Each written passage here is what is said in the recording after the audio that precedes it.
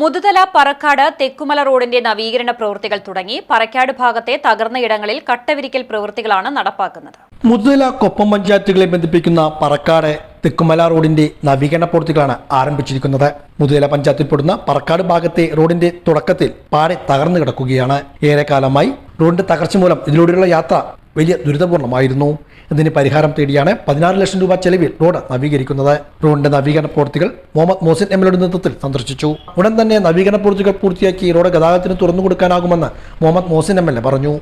തെക്കുമലക്കും അതുപോലെ തന്നെ മേൽമുറിക്കൊക്കെ പോകുന്ന റോഡ് അതിന്റെ തുടക്ക ഭാഗത്തിൽ മുതുതല പഞ്ചായത്തിന്റെയും കൊപ്പം പഞ്ചായത്തിന്റെ തുടക്കത്തിന്റെ ഭാഗത്തിന്റെയും ഇടയിലുള്ള ഒരു വല്ലാത്ത തകർന്ന ഭാഗമുണ്ട്.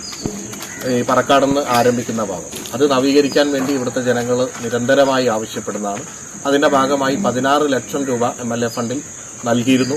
അതിന്റെ നിർമ്മാണമാണ് ഇപ്പോൾ നടന്നുകൊണ്ടിരിക്കുന്നത്. വളരെ വേഗത്തിൽ ഇത് പൂർത്തീകരിച്ചുകൊണ്ട് ജനങ്ങൾക്ക് തുറന്നു കൊടുക്കുന്നതായിരിക്കും. മുതുതല പഞ്ചായത്ത് പ്രസിഡന്റ് A ആനന്ദവല്ലി മറ്റു ജനപ്രതിനിധികളും MLAക്കൊപ്പം ഉണ്ടായിരുന്നു.